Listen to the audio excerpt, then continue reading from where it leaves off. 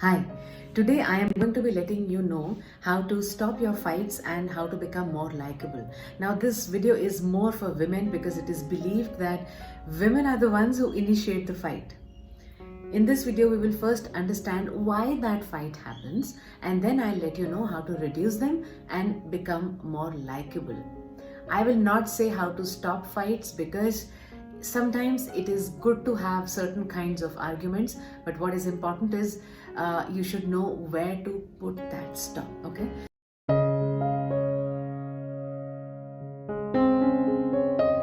First things first, why do these fights happen?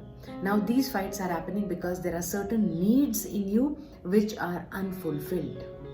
These unfulfilled needs are not necessarily in your relationship with your spouse.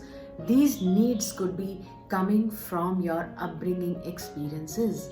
So, when these needs do not get met for a long period of time, especially after marriage, also, if you see that your partner is not able to fulfill your needs of the past, then the negative emotions churn up inside you, that deep pain churns up inside you, and this pain leads to anger, and then which subsequently leads to fight.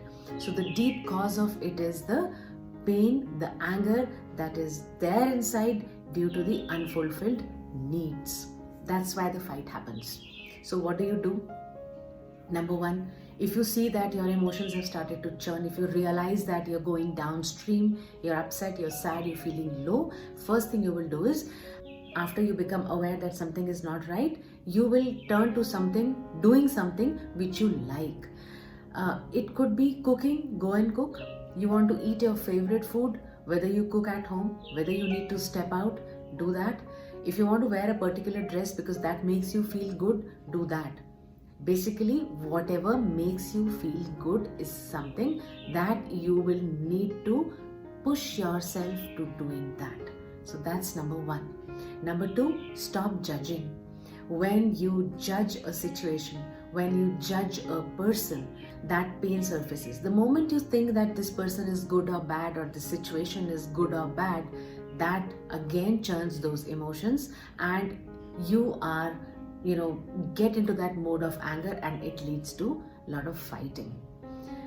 Therefore, stop judging. And in order to stop judging, the best thing is to accept the person the way he is.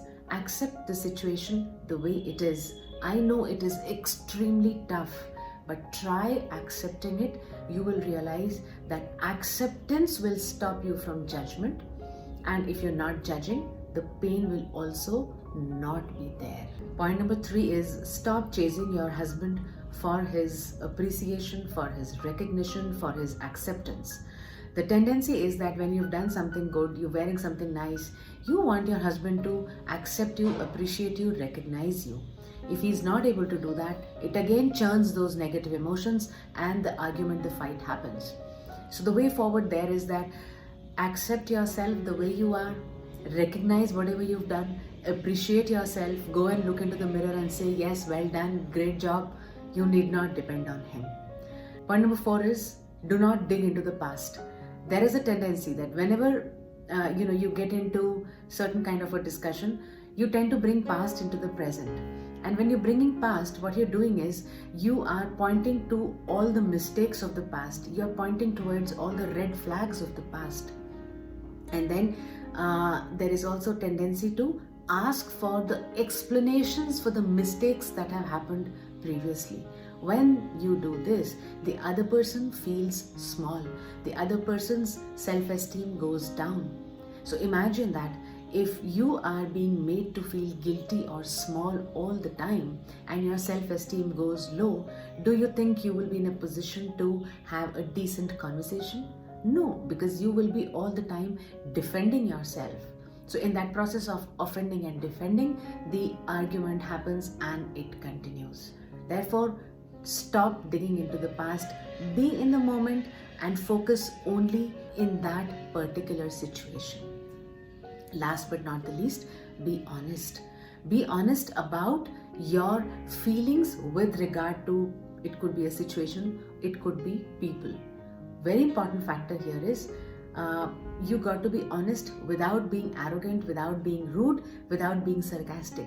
Because many a times you would have seen people telling you, oh, I talk on the face, I don't care, you know. Now, being honest doesn't mean you talk on the face wherein you tend to harm the other person even more.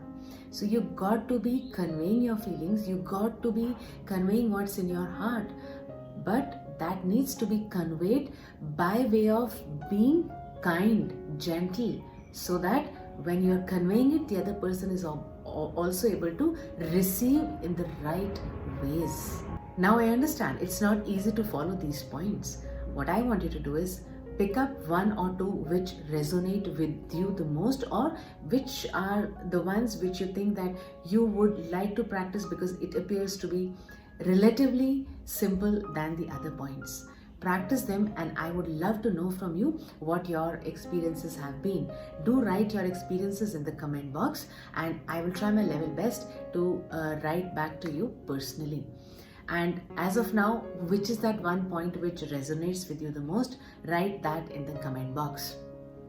If you think that this kind of video, this kind of information, this kind of data is useful to many other people in your circle, I request you to forward this video to them so that they also benefit.